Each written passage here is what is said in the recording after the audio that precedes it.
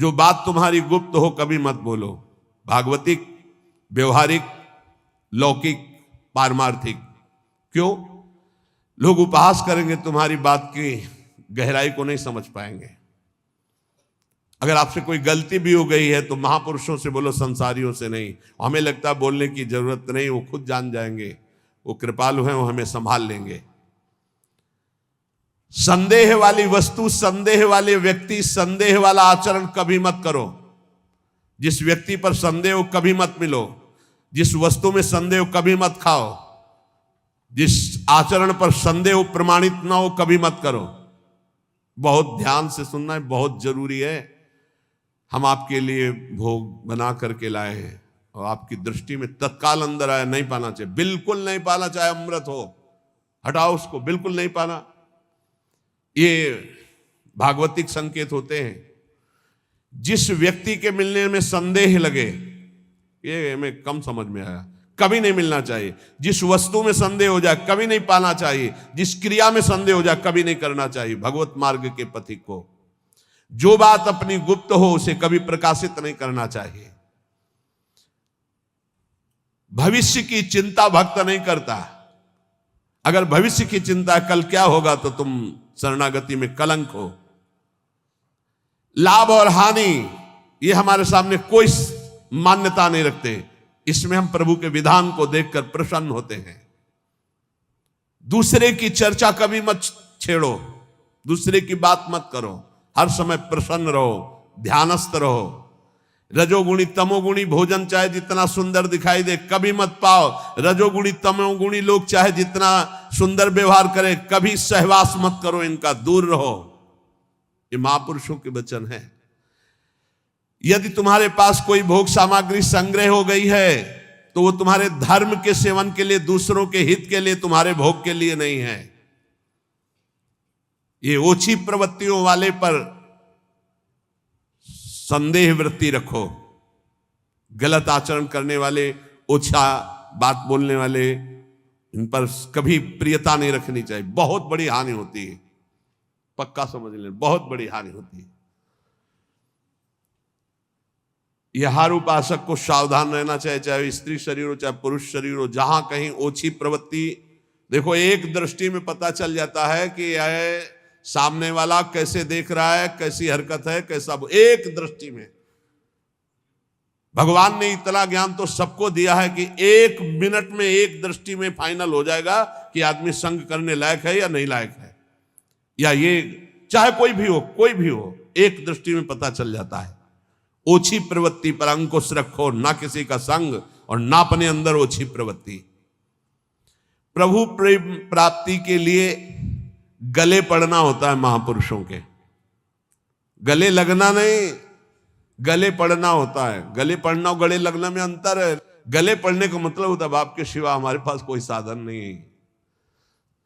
अब आप ही हमारे प्रेम प्राप्ति के साधन भी हो और साध्य भी हो। ऐसे गुरुजन महापुरुषों का आश्रय लिया जाता है। प्रभु प्रेम प्राप्ति के लिए महापुरुषों के पीछे पड़ जाओ, गले पड़ जाओ। वो देख ले कि अभी है हमारे पिंड छोड़ने वाला नहीं, दुत्कारे फटकारे तो भी नहीं, तो निश्चित भगवत प्रेम प्राप्त हो जाता है, क्योंकि भगवान उनके हृदय में जागृत हो चुके हैं। ना तुम्हारे अंदर घबराहट होनी चाहिए, ना कोई उतावलापन होना चाहिए। धैर्य, सात्विकता का अनुसरण करने वाला, भगवत दर्शन की अभिलाषा रखने वाला बड़ा गंभीर स्वभाव का होता है, बड़ा धैर्यवान होता है। जल्दी उसके धैर्य को कोई तोड़ नहीं सकता। ऐसे ही साधक को परम सिद्धावस्था की प्राप्ति होती है। जब तुम्हारे कहीं कोई पाप कर्म करने का अवसर आवे तो शर्मा जाओ, लज्जा कर लो, धिक्कार है अपने को, हटो वहां से। जब कोई गलत बोलने का अवसर आवे तो मौन, दांती पीस लो। ऐसे गलत बोलने का अवसर आवे, दांती पीस लो। जबान है ही नहीं हमारे, बोलते रहो, दांत कस के दबाए रहना, बोलना नहीं। अगर बोला तो गड़बड़ हो जाएगा। जैसे गलत करने का अवसर आवे तो मानसिक धिक्कार देना है। धिक्कार है तुझे, क्या सोच रहा है तू, गलत करना चाहता है। गलत बोलने का अवसर आवे तो दांती पीस लो, ऐसे दंत, राधा राधा राधा, अंदर से बोलना नहीं। ये देखो परमार्थ के लिए, बिल्कुल ऐसे। और जब कहीं तुमसे कोई गलती पड़ जाए तो शर्माओ मत, फिर क्षमा मांग लो। राधा राधा, गलती हो गई हमसे, आगे से गलती नहीं, उसे क्षमा कहते हैं, अंदर से प्रायश्चित कर दे।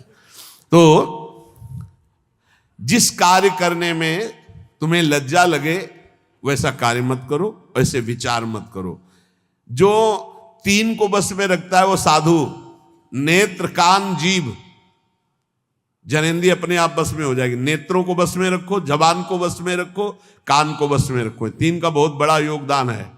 जबान खूब अच्छे अच्छे पदार्थ खाएगी, खूब उल्टा सीधा बोलेगी, कान उल्टा सीधा सुनेंगे, वो नेत्र उल्टा सीधा देखेंगे तो आचरण उल्टे सीधे होंगे। इनको संभालो। तीन, रसना श्रवणेन्द्री और रसेंद्री। रसना कटो जो अन्न रटो, निरख अन्न फुटो ने नेत्रेंद्री, और श्रवण फुटो कान। नेत्र कान जीभ, तीन को जो सुधार लेता है वो साधु हो जाता है। 100 समाधि और श्मशान, इनमें सा है। अगर समाधि को प्राप्त नहीं हुए तो 100 और श्मशान आराम से आपको मिल जाएंगे। मानव जीवन समाधि प्राप्त करने के लिए, समाधि जिसकी बुद्धि समता में युक्त होकर, बड़ा आनंद का विषय है। जैसे स्वप्न में चले गए ना आप, ऐसे लीला में चले जाओगे, बड़ा आनंद का विषय। मान लो हमारी बात, स्वप्न तो स्वप्न ही है, लीला तो फिर बहुत आनंद। बस आखिरी फल है वृंदावन का, लीला में प्रवेश हो जाना, लीला पात्र बन जाना। बहुत जल्दी लाभ मिलता है वृंदावन में। श्री भगवान महायोगेश्वर हैं, करुणा करके बता रहे हैं कि उपासक यज्ञ के द्वारा ही परम पद को प्राप्त होता है। कल कई यज्ञों का वर्णन सारांश में किया गया था। ब्रह्म यज्ञ, प्रत्येक कर्म में कर्ता करण क्रिया पदार्थ सब कुछ ब्रह्म रूप है, ऐसा अनुभव करना ब्रह्म यज्ञ, जो कल वर्णन हुई थी। ब्रह्मार्पणम ब्रह्म हवि ब्रह्माग्नो ब्रह्मणाहुतम ब्रह्मविद्यम गंतव्यम ब्रह्म कर्म समाधिना। इसी को भगवद अर्पण रूपी यज्ञ की व्याख्या कल की थी। संपूर्ण क्रियाएं, संपूर्ण पदार्थ भगवान के हैं और भगवान के लिए कर रहे, ये भगवद अर्पण रूपी यज्ञ है। और एक अभिन्नता रूपी यज्ञ का वर्णन किया था। असत से सर्वथा विमुख होकर परमात्म स्वरूप में अभेद भाव से तन्मय हो जाना, ये मैं ब्रह्म स्वरूप हूं, ये सबसे बड़ी ब्रह्म यज्ञ का वर्णन हुआ था। कर्तव्य कर्म रूपी यज्ञ का वर्णन हुआ। केवल दूसरों के लिए ही सुख का संपादन जो करते हैं वो कर्मयोगी कर्तव्य कर्म रूपी यज्ञ करते हैं। संयम रूपी यज्ञ का सारांश में कल छोटे छोटे श्लोकों में वर्णन था। एकांत काल में अपनी इंद्रियों को विषय में प्रवृत्त ना होने देकर परमात्मा में लगाना, ये संयम रूपी यज्ञ है। विषय हवन रूपी यज्ञ, व्यवहार काल में इंद्रियों का विषयों से संयोग होने पर उनमें राग द्वेष पैदा ना होना और परमात्मा स्वरूप में स्थित रहते हुए विषयों का सेवन करना, ये विषय हवन रूपी यज्ञ है। समाधि रूपी यज्ञ, मन बुद्धि सहित संपूर्ण इंद्रियां प्राणों की क्रियाओं को रोककर ज्ञान से प्रकाशित सम में स्थित हो जाना, रेचक कुंभक प्राणायाम आदि का जो वर्णन था। अब द्रव्य यज्ञ का वर्णन, संपूर्ण पदार्थों को जो अर्थ के द्वारा प्राप्त होते निस्वार्थ भाव से दूसरों की सेवा में लगा देना द्रव्य यज्ञ कहलाता है। तपो यज्ञ, अपने कर्तव्य का पालन करने के लिए काम क्रोध लोभ मोह मद मत्सर इन सब के वेगों को सहकर इंद्रिय और मन को प्रसन्नता पूर्वक भगवान में लगाना, हर वेग को सहकर, इसे तपो यज्ञ कहते हैं। एक योग यज्ञ है, कार्य की सिद्धि असिद्धि में फल प्राप्ति में हर्ष शोक न होना, समान भाव रखना, सुख दुखे समय कृत्वा लाभा लाभो जया जयो, ये योग सिद्धि है, ये योग यज्ञ है। स्वाध्याय रूप ज्ञान यज्ञ, शास्त्रों का स्वाध्याय करना, नाम जप करना, नाम कीर्तन करना, ये स्वाध्याय ज्ञान रूप यज्ञ। प्राणायाम पूरक कुंभक रेचक प्राणायाम यज्ञ है। स्तंभ वृत्ति प्राणायाम रूप यज्ञ, नियमित आहार करते हुए प्राण और अपान को अपने आप में रोक देना स्तंभ वृत्ति रूपी यज्ञ कहलाती है। इतनी यज्ञों का वर्णन कर सारांश में होगा। इसके बाद भगवान कहते हैं यज्ञ शिष्टामृत भुजो यान्ति ब्रह्म सनातनम नायम लोकोस्ति यज्ञस्य कुतोन्यः कुरुषोत्तमो। हे कुरुवंशी श्रेष्ठ अर्जुन, यज्ञ से बचे हुए अमृत का अनुभव करने वाले सनातन परब्रह्म परमात्मा को प्राप्त होते हैं। यज्ञ ना करने वाले मनुष्य के लिए ये मनुष्य लोक भी सुखदायक नहीं, फिर परलोक कैसे सुखदायक होगा। तो भगवान का यहां क्या कथन है, यज्ञ शिष्टामृत भुजो यान्ति ब्रह्म सनातनम। निष्काम भाव से तुम्हारे पास जितनी भी वस्तु सामग्री है परिवार और समाज की सेवा में लगा देना, और जो आपको सेवा के बाद बच रहा उसका सेवन करते हैं, एक ऐसा और एक दूसरा। श्री भगवान को विराजमान करके, सब श्री भगवान की वस्तु है, जो भी प्रसाद पाए भगवान को अर्पित करके, वो यज्ञाशिष्ट अमृत भुजो है, वो अमृत भोजन है। मरने वाली सब वस्तुएं अमृत कैसे अनुभव करा सकती हुई, अमृत भगवान है। जब हम भोग लगा देते हैं तो वो प्रसाद अमृत हो जाता है। ऐसे तो मृत वस्तुएं हैं, सब मृत्यु लोक की जितनी भी वस्तुएं सब मृत हैं, सब नष्ट होने वाली, पर जब हम प्रभु को अर्पित कर देते हैं तो वो प्रसाद हो जाता है, चरणामृत हो जाता है, उच्छिष्टामृत हो जाता है। इन वस्तुओं को जब हम प्रसाद रूप से स्वीकार करते हैं तो ये हमें भगवत प्राप्ति करा देती है। ये बहुत सरल भाषा में समझो, तुम्हारे पास जो भी वस्तुएं हैं भगवान को अर्पित करके परिवार की सेवा में, समाज की सेवा में, स्वयं शरीर की सेवा में वो प्रसाद हो जाए। बिना अर्पित किए न वस्त्र पहनो, न भोजन पाओ, न पानी पियो, क्योंकि भगवान कहते हैं जो यज्ञ से अवशिष्ट वस्तुओं का भोग करता है वही परम पद को प्राप्त होता है, ब्रह्म को प्राप्त होता है। यज्ञ ना करने वाला मनुष्य लोक में नहीं सुखी रहेगा, फिर परलोक की बात क्या है। एवं बहुविधा यज्ञा वितता ब्रह्मणो मुखे कर्मजान विदितान सर्वान एवं ज्ञात्वा विमोक्षसे। बहुत तरह की यज्ञ वेद शास्त्रों में वर्णन किया गया है, विस्तार से वर्णन है।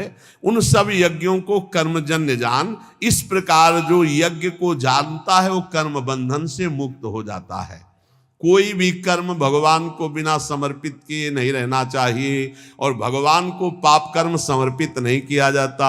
कोई भी पदार्थ भगवान को समर्पित किए बिना नहीं पाना चाहिए, और भगवान को सात्विक भोग संपन्न करके ही भोग लगाया जाता है। उसमें तामसिक बिल्कुल नहीं, इसीलिए प्याज लहसुन तक मना किया गया है। भगवान को हम वही अर्पित कर सकते हैं जो शास्त्र प्रमाणित है, मनमानी नहीं। जैसे किसी ने हमको दिखाया था मोबाइल में कि एक गोपाल जी को ये सब्जी को वेज कहते हैं और बिना वो उसको क्या कहते हैं, हाँ, उसका भोग लगाते हुए दिखाया था कि हमारे गोपाल जी तो सब नरक की प्राप्ति होगी। ध्यान रखना, राक्षसी प्रवृत्ति का प्रयोग मनमानी मत करो कि तुम्हें कोई डांटने वाला नहीं, तुम घर में गोपाल जी विराजमान कर लिए तो जो मना है सो कर सकते हो। नहीं दिखाना चाहिए, नहीं देखना चाहिए, नहीं करना चाहिए, ऐसा बिल्कुल नहीं करना चाहिए। ऐसा तो राक्षस भी नहीं करते थे। आप तिलक लगाए हो, आप कंठी बांधे हो और आप ठाकुर जी को राक्षसी भोग लगा रहे हो, कहते हो हमारे गोपाल जी जो मनाएगा सो हम खवाएंगे। ऐसा नहीं, ऐसा नहीं, मनमानी नहीं। तस्मात् शास्त्रम प्रमाणम ते कार्याकार्य व्यवस्थित हो। ऐसा करोगे तो ठाकुर जी को फिर जो भाएगा वो करेंगे, और उनको जो भाता है तो ये सारी माया उन्हीं की भावना है। ध्यान रखना, उनकी मुस्कुराहट से माया पैदा हुई, उनकी पीठ से अधर्म पैदा हुआ है, उनकी छाती से धर्म पैदा हुआ है। कैसे मनमानी आचरण कर सकते हैं आप? आप ठाकुर जी को वही कर्म अर्पित कर सकते हैं जो शास्त्र सम्मत है, आप वही भोग लगा सकते हैं जो संत सम्मत है। ऐसे नहीं मनमानी, आपकी मनमानी आचरण नहीं। गोपाल जी भी वही करते हैं जो बोलते हैं, गोपाल जी भी संतों की बात की रक्षा करते हैं। ऐसा नहीं कि मनमानी तुम करो, सबकी अवहेलना करके। तुम्हारे घर में तुम जाओ और श्री विग्रह खरीद लो और मनमानी व्यवहार करो तो आप क्या समझते हो? भगवत पार्षद आपको दंड दे देंगे। समय आने पर देख लेना, फिर न तुम्हें गोपाल जी दिखाई देंगे और न कोई भगवान की कृपा दिखाई देगी। मनमानी आचरण नहीं। कहीं भी कोई अपने घर में ठाकुर जी ले गए तो सर्वांतर्यामी भगवान की उपासना संतों के अनुसार करो, शास्त्र के अनुसार करो, नहीं तो ना इस लोक में सुखी रहोगे ना परलोक में सुखी रहोगे। एवं बहुविधा यज्ञा वितता ब्रह्मणो मुखे। जो शास्त्र में वर्णन किया गया वैसे किया जाता, मनमानी आचरण नहीं किए जाते। हमें बहुत दुख हुआ जो उन्होंने दिखाया कि वो तिलक भी लगा था और कहते कि हमारे घर में ठाकुर जी, हमारे ठाकुर जी, भाई हम तो जैसा चाहेंगे वैसा पाएंगे, हम अपने बेटे को जैसे पवा सकते हैं। वसुदेव देवकी जी से कहा था ध्यान रखना मैं तुम्हारा पुत्र बन रहा हूं, लेकिन ये ध्यान रखना मैं कौन हूं, मैं ब्रह्म हूं, ब्रह्म की प्रतिष्ठा हूं, तुम्हारा बालक बन रहा हूं, इतना जरूर ध्यान रखना, नहीं तुम मेरी माया से मोहित हो जाओगे। ये ध्यान रखना मैं ब्रह्म हूं। इसीलिए जहां जिस भक्त के यहां भगवान पुत्र बने तो पहले भगवान के रूप में प्रकट हुए कि तुम हम जब पुत्र बनेंगे ना तो तुम हमारी महिमा नहीं जान पाओगे, पहले देखो। जब कौशल्या जी ने देखा ओ अद्भुत भगवान, तब माता पुनि बोली सोमति डोली तजहु ताते रूपा कीजे सुलीला। आपने वरदान दिया था कि मैं बालक बनूंगा, तब बालक बन गए। सुन बचन सुजाना रोदन ठाना होई बालक स्वरूप। वो सिद्ध महापुरुषों को तो आदेश कर रहे हैं कि ध्यान रखना मैं ब्रह्म हूं, तुम्हारा बालक बनने जा रहा हूं, और तुम गोपाल जी को मनमानी आचरण करवाओगे, ऐसा नहीं है, कभी ऐसा नहीं। वैष्णव पद्धति से सेवन करो ठाकुर जी की। ये कलिकाल कैसा दुष्ट स्वभाव पैदा हो रहा है कि हम मूर्ति खरीद ले, श्री विग्रह खरीद ले और जैसा अनाचार दुराचार चाहे वैसा भोग लगावें, जैसा चाहे व्यवहार करें, नरक की प्राप्ति होगी, पक्का समझ लो। और अगर धर्म और शास्त्र के अनुसार चलोगे तो वही यज्ञ, वही सेवा, वही पूजा भगवान की प्राप्ति करा देगी। अरे कितने उदाहरण उनके दिमाग में भरे हैं, ऐसे से ऐसा हुआ, ऐसे से ऐसा हुआ। मतलब भगवान ऐसे लोगों को उदाहरण भी दे देते, समझा देते हैं। वो भगवान ने ऐसा किया था, भगवान ने वैसा किया था, भगवान ने किया था। एक कोयला मुंह में जला के जबान में रखो, फिर बोल के दिखाओ भगवान ने आग पी थी, तुम पियोगे आग? पूरा दावानल पी गए थे, भगवान ने गिरिराज जी उठाए, भगवान ने जो किया तुम कुछ कर सकते हो क्या? देवराजेंद्र घुटनों में आकर के बैठ गया था जब वर्षा की थी, और एक ओला सहने की सामर्थ्य नहीं, वो पूरा खंबे की धार बरसा रहा था। पूरे ब्रजमंडल की रक्षा ठाकुर जी ने गिरिराज उठा के की, सुदर्शन चक्र ऊपर ही सब सोख लेता, नीचे कुछ एक बूंद भी गिरिराज जी की तलहटी में पानी न जाने पावे, इसलिए सर्प का जो वासुकी शेषनाग ऐसे मंडलाकार मेड़ बनाए हुए थे। भगवान भगवान है। ये आजकल कलयुगी भगत भगवान को ऐसे अशुद्ध भोग लगाने की चेष्टा करते। हम जो खाएंगे भगवान, तुम क्यों खाओगे? तुम क्यों खाओगे? जब भगवान विराजमान किए हो तो उसी मर्यादा से भोग लगाओ। नहीं, तुम जो खाओगे भगवान को खाओगे तो भगवान ने जो जो बनाया वो तुमको भी भोगना पड़ेगा। नरक भी बनाया मेरे भगवान ने, बड़े बड़े भयंकर रोग बनाए, बड़े बड़े भयंकर दंड बनाए। होश में चलो। तस्मात् शास्त्रम, ये भगवान के वचन है, तस्मात् शास्त्रम प्रमाणम ते कार्याकार्यो व्यवस्थित हो। देखो भगवान ही बोल रहे हैं ये श्लोक। एवं बहुविधा यज्ञा वितता ब्रह्मणो मुखे। ब्रह्मणों कहते हैं वेदज्ञों को, वेद कहते हैं जो समस्त जानकारी को प्रदान करता है। जो वेदवाणी कह रही हो ब्रह्म स्वरूप है, उसके अनुसार यज्ञ करो, शास्त्र के अनुसार करो, संतों की आज्ञा के अनुसार करो, मनमानी आचरण नहीं। अगर तू मनमानी आचरण करेगा तो इस लोक में भी नहीं सुख को प्राप्त होगा, परलोक में नहीं। श्रेयान द्रव्यमयाद्यज्ञाज ज्ञान यज्ञ परंतप सर्वम कर्माखिलम पार्थ ज्ञाने परिसमाप्यते। हे अर्जुन, रुपये की यज्ञ से ज्ञान यज्ञ श्रेष्ठ है। संपूर्ण कर्मों में, पदार्थों में, तत्व ज्ञान में सब कुछ समाप्त हो जाता है। सबसे श्रेष्ठ है ये ज्ञान यज्ञ कि मैं कौन हूं, मेरा क्या कर्तव्य है, मैं क्यों जन्म लिया हूं। इसी की जानकारी करने के लिए रोज सत्संग हो रहा है। हम भगवान के हैं, हमारा लक्ष्य भगवत प्राप्ति, या हम भगवत स्वरूप है, हमारा लक्ष्य भगवत स्वरूप में स्थित हो जाना। दुर्भाग्य है उनका जिनको भगवान ने सुविधा दी है। हृदय की बात कहता हूं, दुर्भाग्य है उनका जिनके मोटे गद्दे हैं, एसी है, खान पान की भारी व्यवस्था है, सब कुछ। दुर्भाग्य है उनका। सौभाग्य है उनका जिनका उदर पोषण के लिए ब्रजवासियों के टूक का भरोसा हो, या जो गुरुदेव व्यवस्था कर दे और रूखा सूखा खा के जमीन पर शयन करके रात दिन दिनचर्या में लगे। सौभाग्य है उनका। घोर घोर विपत्ति वृंदावन में आ जाए या घोर घोर विकार हो जाए तो भी तुम विचलित मत होना, वृंदावन को मत छोड़ना। मारब्ध क्षय मावसई तदथ विक्रियाम आरब्ध प्रारब्ध। तुम्हारा प्रारब्ध क्षय हो रहा है। अगर विकार भी आ रहे तो प्रारब्ध का नाश हो रहा है। किसी विषय पर किसी ने पूछा, ऐसा क्यों हो रहा है हमारे संग, ऐसा क्यों हो रहा है, हमारी चाह नहीं है, हमारी कोई मांग नहीं है, ऐसा क्यों होता है? ऐसा इसलिए होता है कि तुम्हारा प्रारब्ध क्षय हो रहा है। जिस दिन प्रारब्ध क्षय हो जाएगा तो मांगने पर भी नहीं मिलेगा। चाहे दुख हो या सुख, मांगो तुम दुख तो मिल जाएगा क्या? ऐसे सुख मांग रहे हो मिल जाएगा क्या? बस धैर्य पूर्वक अपने प्रारब्ध क्षय का इंतजाम। मारब्ध क्षय मां वसई तदथ, वृंदावन वास करते हुए अपने प्रारब्ध क्षय को केवल देखो। दुख आ रहा है, प्रारब्ध क्षय हो रहा है, सुख आ रहा है, प्रारब्ध क्षय हो रहा है। न दुख में हमें दुखी होना, न सुख में फूलना है। तो तन्नाथो सदा खेलय, ये बड़ी बात है पूरे श्लोक का भाव। ये देह अस्मिन देहे कुत्सिते, ये देह बड़ी गंदी है, इससे प्यार मत करो। अपनी देह से तो औरों देह से प्यार होगा ही नहीं। त्यज वृथाध्यासम यतः, इसका अध्यास छोड़ो कि मैं स्त्री हूं, मैं पुरुष हूं। झूठा है, न तो स्त्री न पुरुष है। संस्मृति घोरा चिंतय चिद घनम, ये घोर फंसाने वाली स्मृति है कि मैं स्त्री हूं, मैं पुरुष हूं। तू चिद घनम, तू चिदानंद स्वरूप है।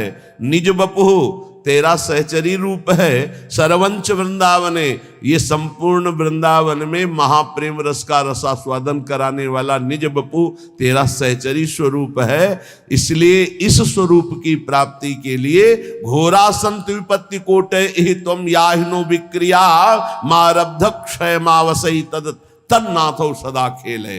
जो अपने प्रारब्ध भोग को भोगता हुआ, क्षय करता हुआ, शरीर भाव में नहीं स्थित है, शरीर भाव का त्याग कर स्वरूप भाव का चिंतन करता रहता है। निज वपु सर्वंच वृंदावने, संपूर्ण वृंदावन में अपने निज वपु में ही कि मैं श्री जी की दासी हूं, मैं सहचरी हूं, इस ठसक में तो बोले तन्नाथो सदा खेले, वो युगल किशोर के साथ खेलने का अधिकार प्राप्त कर लेता है।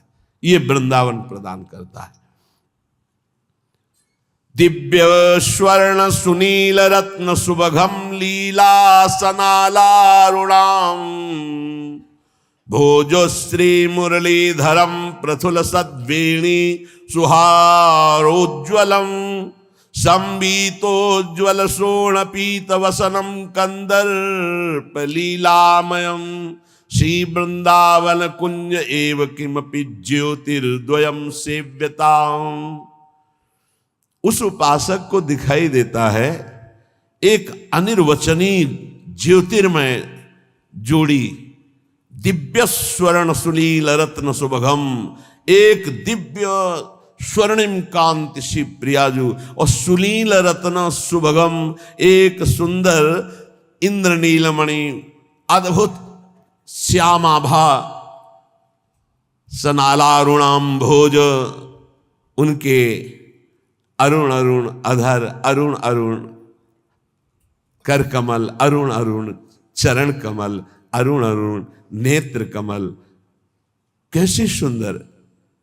वो एक दूसरे के बाहु पर बाहु डाले हुए, श्री मुरलीधरम, अधरों में श्री लालजू मुरलीधर के, एक कर कमल प्रियाजू के, एक प्रियाजू का लालजू के, और दोनों एक कर कमल मुरली में लालजू का और एक कर कमल प्रियाजू, और दोनों मुरलीधरम, दोनों के अधरों में एक ही मुरली विराजमान और दोनों मुरली वादन कर रहे। एक के सिर पर मोर का मुकुट, एक चंद्रिका धारण किए हुए, एक पीतांबर परिधान और एक उज्जवल रक्त वर्णा चुनरी, अरुण वर्ण की चुनरी धारण किए हुए। ऐसे श्री युगल सरकार का साक्षात्कार उस उपासक को होता है जो ऊपर चर्चा हुई।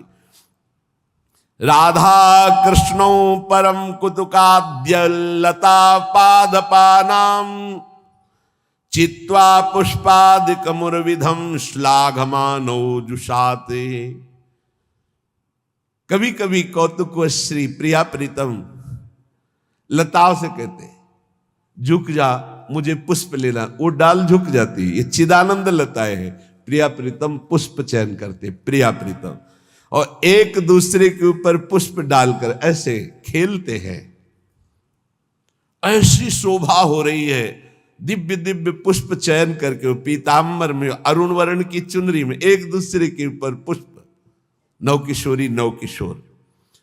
और कभी कभी स्नानाद्यम यत् सरति कुरुता खेल, तो कभी सरोवर में, मान सरोवर में, कभी राधा कुंड में स्नान करके खेल रहे। मत माननी प्रियाजू लालजू समस्त सहचरियां जल क्रीड़ा कर रहे हैं। कभी कभी लालजू को घेर कर सब सखियां अंजलि से जल वर्षा करती। जब लालजू जल वर्षा में विकल होते तो डुबकी लगाकर प्रियाजू के चरणों का स्पर्श करते। प्रियाजू ऐसा लगता है जैसे किसी तो वो एकदम, वो उपासक ये लीला देखता है, ये लीलाएं वर्णन कर रहे हैं देख करके। स्नान आद्यम, सुंदर स्नान होता है प्रिया प्रीतम का, फिर सुंदर पोशाक धारण करती। तो खेल तो यत खगाद्य, इतने में वृंदावन के बहुत से पक्षी आ जाते हैं, हंस मोर कबूतर शुक शारिका, ऐसे पक्षियों की मंडली आ जाती, उनके साथ प्रिया प्रीतम खेलते हैं। खेल तो यत खगाद्य, वृंदावन के पक्षियों के साथ प्रियालाल खेल रहे हैं। वृंदारण्यम परम परमम तन्न सेवते को वा, ऐसा कौन है जो इस सुख का सेवन न करे। कभी प्रियालाल जल केली कर रहे, कभी प्रियालाल सुंदर पोशाक धारण करके पक्षियों के साथ खेल रहे, कभी वन विहार करते हुए पुष्प चयन करते, एक दूसरे के ऊपर पुष्प प्रहार करके खेल रहे। आबाल्यम जल सेचनेन वर्णे नावाल निर्माणतः स्वेन श्रीकर पल्लवेन मृदुना श्री राधिका माधव। छोटे छोटे जब फूलों के पौधे या तमाल आदि के, तो दोनों प्रिया प्रीतम वृंदावन की रज से उसके थाला बनाते हैं। आबाल्यम और जल सेचनम, यमुना जी से इतनी सखिया होने पर भी स्वयं प्रियालाल जल लाते हैं और वृंदावन की लता का सिंचन करते हैं। कैसी सौभाग्यशाली वृंदावन की। आबाल्यम जल सेचनेन, प्राय वर्णन आया है कि प्रिया जो अपनी स्नेह दृष्टि से वृंदावन की लताओं का सिंचन करती, पर आज एक श्लोक में वर्णन करे आबाल्यम, छोटे छोटे जो पौधे हैं लताएं हैं, उनको आसपास थाला रच का बना करके और प्रियालाल स्वयं जल से उन लताओं का सिंचन करते हैं। वर्णे नावाल निर्माणतः स्वेन श्री कर पल्लवेन मृदुना श्री राधिका माधव। थाला बनाकर जल सींचकर और अपने हाथ से दुलार करते हैं वृंदावन की लता। राधा करावचित पल्लव स्वयं श्री कर पल्लवेन मृदुना श्री राधिका माधव। मृदुल मृदुल स्पर्श प्रिया प्रीतम का, इसीलिए इन लताओं का सेवन साक्षात प्रिया प्रीतम के प्रेम की प्राप्ति का स्वरूप है। श्री बिहारिन देव जी ने कहा बिना रज और पल्लव लताओं का सेवन किए कोई प्रेम नहीं प्राप्त कर सकता। प्रेम पदार्थ दूर है बिन से रज रूख, रूख माने लता है। यान संवर्द विवाह नव्य कुसुमाद्यालोक के संदर्भ भी। फिर बड़ी सुंदर लीला होती। तमाल का वृक्ष है और एक कंचन बेली है। सुंदर पहले जल के थाला बनाए गए, जल सींचा गया, दुलार किया, और फिर तमाल के वृक्ष को पीतांबर उड़ा दिया गया और बेली में सुंदर चुनरी उड़ा दी गई और समस्त सखियों के साथ ब्याहुला कर रहे प्रिया प्रीतम लताओं का। यान संवर्द विवाह नव्य कुसुमाद्यालोक के संदर्भ भी। फूली हुई लताएं सुंदर सजा करके एक को पीतांबर एक को चुनरी उड़ा दी गई और सुंदर ब्याहुला हो रहा है। पूर्व वर्धित ऐसी सेवा करके फिर उनका विवाह उत्सव मनाते हैं। फिर उन्हीं के नीचे समीप बैठ करके दोनों सखियों के साथ संदर्भ भी हास परिहास करते, जैसे दूल्हा दुल्हन से हास परिहास किया जाता है। और मोदते बड़े आनंदित हो रहे प्रिया प्रीतम, सुलता तरुण तान वृंदावनीयान नुमः। वो लताएं प्रिया प्रीतम के चरणों में झुक जाती हैं। इतना प्यार, इतना दुलार, इतना सुख मिलता है कि तो श्रीपाद कह रहे हम ऐसी वृंदावन की लताओं को बार बार नमस्कार करते हैं जो हमारे प्रिया प्रीतम को ऐसा सुख प्रदान करते हैं। बहुत प्यार करो यहाँ की लताओं को।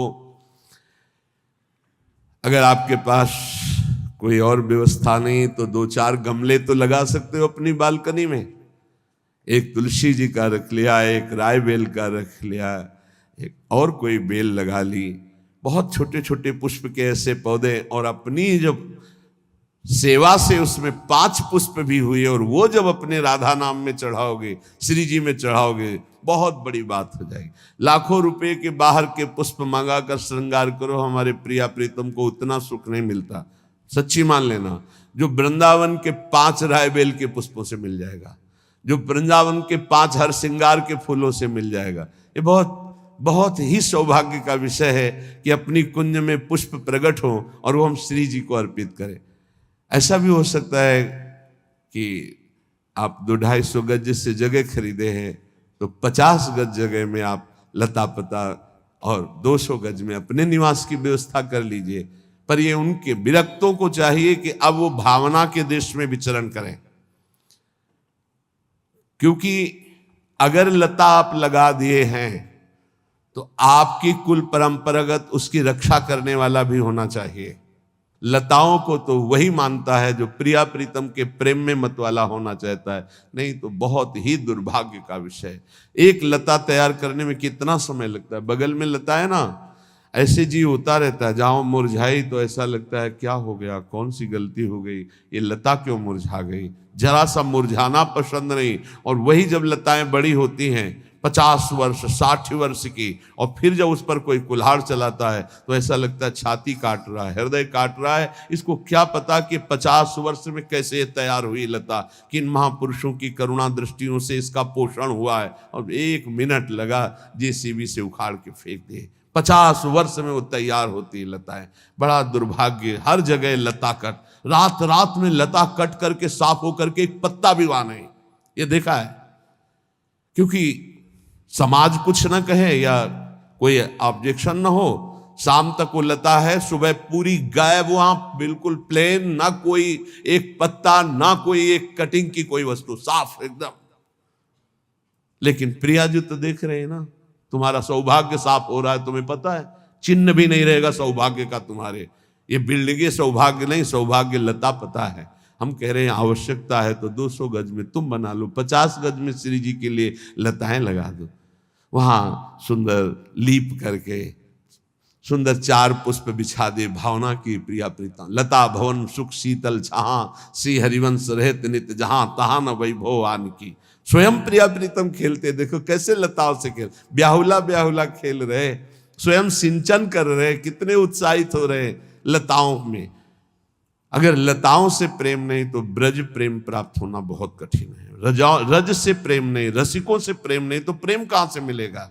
यहीं से तो मिलता है, रज रसिक लता, ये 3 प्रेम के स्तंभ में जिनसे बहुत जल्दी वृंदावन का लाभ प्राप्त होता है। शेष चर्चा आगे।